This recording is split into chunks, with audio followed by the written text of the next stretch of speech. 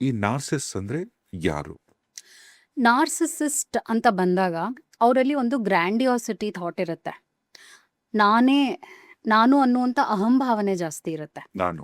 ಹೌದು, ನಾನು ಅನ್ನುವಂಥದ್ದಿರುತ್ತೆ. ಹಾಗೂ ಇವ್ರಿಗೆ ಪವರ್ ಅಂದರೆ ಒಂದು ಹುಚ್ಚು, ಅದನ್ನ ಚೇಸ್ ಮಾಡೋ ಹುಚ್ಚಿರುತ್ತೆ. So they have controlling attitude ಅಂತ ಹೇಳ್ತೀವಿ. ಮತ್ತು ಅವರು ಬೇರೆಯವ್ರ ಬಗ್ಗೆ ಯಾವುದೇ ರೀತಿಯಾದ ಅನುಕಂಪ, ಇಮೋಷನ್ ಅನ್ನುವಂಥದ್ದು ಎಕ್ಸ್‌ಪ್ರೆಸ್ ಮಾಡ್ಕೊಳ್ಳೋಕೆ ಇಷ್ಟಪಡೋದಿಲ್ಲ. ಹಾಗೂ ಎಕ್ಸ್ಟರ್ನಲ್ ವ್ಯಾಲಿಡೇಷನ್ನ ಜಾಸ್ತಿ ಎಕ್ಸ್ಪೆಕ್ಟ್ ಮಾಡ್ತಾರೆ. ಅಂದರೆ ಬೇರೆಯವ್ರು ನಾನು ಹೊಗಳ್ಬೇಕು. ಅಂದರೆ ಒಂದೊಂದು ಕೇಸಸ್ನಲ್ಲಿ ಹೊಗಳು ಭಟ್ಟರನ್ನೂ ಇಟ್ಕೊಂಡಿರ್ತಾರೆ. ಅವಾಗೆಲ್ಲ ಹಂಗೆ ಇಟ್ಕೊಂಡಿದ್ರು. ಬಟ್ ಅಂದ್ರೆ ಇವಾಗ ಅವ್ರಿಗೆ ಹೊಗಳಬೇಕು. ಹೊಗಳ್ತಾನೆ ಇರಬೇಕು. ಓಕೆ. ಆಲ್ವೇಸ್ ಅಟೆನ್ಷನ್ ಕೊಡ್ತಾನೆ ಇರಬೇಕು. ಇನ್ನೊಂದು ಎಷ್ಟೋ ಜನ ಮಿಸ್ಟೇಕ್ ಏನು ಮಾಡ್ಕೊಳ್ತಾರೆ ಅಂದರೆ, ಎಲ್ಲರಲ್ಲೂ ಒಂದಷ್ಟು ಭಾವನೆಗಳು ಬಂದೇ ಬರುತ್ತೆ. ಈಗ ನಾನು ಕೋಪ ಮಾಡ್ಕೊಂಡ್ಬಿಟ್ಟೆ ಅಂದ ತಕ್ಷಣ ನಾನು ನಾರ್ಸಿಸಿಸ್ಟ್ ಅಲ್ಲ. ನಾರ್ಸಿಸಿಸ್ಟ್ ಅಂದಾಗ ಅಕಾರ್ಡಿಂಗ್ ಟು DSM-5 ಅಂತ ಒಂದು ಬುಕ್ ಇದೆ.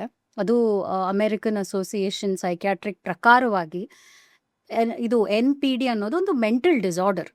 ನಾವು ಆ ಮೆಂಟಲ್ ಡಿಸಾರ್ಡರ್ನ ಎಲ್ರಿಗೂ ಹೇಳೋದು ತಪ್ಪು. NPD ಅಂದ್ರೆ narcissist narcissistic personality personality disorder. Disorder. Okay. ಅದನ್ನ ನಾವು ನೀನ್ ಹಾಗೆ ನೀನ್ ಹೀಗೆ ಏನೋ ಒಂಚೂರು ಜಗಳದಲ್ಲಿ ಕೋಪ ಬಂದ್ಬಿಡ್ತು, ಅಥವಾ ಏನೋ ಒಂಚೂರು ಹಾಗೆ ಹೀಗೆ ಆಗಿದ ತಕ್ಷಣ ನಾವು ಹಾಗೆ ಹೇಳೋದು ತಪ್ಪು. ಆ ಒಂದು ಹೆವಿ ವರ್ಡ್ನ ಯೂಸ್ ಮಾಡೋದು ತಪ್ಪು. ನಾರ್ಸಿಸಿಸಮ್ ಅಂದಾಗ ಕನ್ಸಿಸ್ಟೆಂಟ್ ಆಗಿ ಆ ವ್ಯಕ್ತಿಯಲ್ಲಿ ಆ ಒಂದು ಭಾವನೆ ಇದೆ, ಆ ಥರದ್ದೊಂದು ಬಿಹೇವಿಯರ್ ಪ್ಯಾಟರ್ನ್ ಇದೆ ಅಂದಾಗಲೇ ನಾವು ನಾರ್ಸಿಸಿಸ್ಟ್ ಅಂತ ಕನ್ಸಿಡರ್ ಮಾಡ್ಬೋದು. ಇನ್ನೊಂದು ಪ್ರಾಬ್ಲಮ್ ಏನಾಗುತ್ತೆ ನಾರ್ಸಿಸಿಸ್ಟ್ ಅಂದಾಗ, ಇವಾಗ ಯಾವುದೇ ಆದ ಮೆಂಟಲ್ ಡಿಸಾರ್ಡರ್ ತನ್ನಿಗೇನೆ ನೋವಿರುತ್ತೆ, ತಾನು ನೋವು ಅನುಭವಿಸ್ತಿರ್ತಾನೆ. ಡಿಪ್ರೆಷನ್ ಅಂದಾಗ, ಸ್ಟ್ರೆಸ್ ಅಂದಾಗ ಬಾಡಿಲಿ ಪೇನ್ ಆ ವ್ಯಕ್ತಿಗೆ ಆಗ್ತಾ ಇರುತ್ತೆ.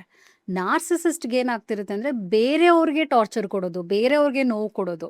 They will be taking attention from others, ಅಲ್ಲ ಸಕ್ಕಿಂಗ್ ಎನರ್ಜಿ ಫ್ರಮ್ ಅದರ್ಸ್ ಅಂದಾಗ ಅವ್ರಿಗೆ ನೋವು ಆಗ್ತಿರೋಲ್ಲ, ಅವ್ರು ಅದನ್ನು ಪಾಸಿಟಿವ್ ಆಗೇ ತಗೋತಿರ್ತಾರೆ.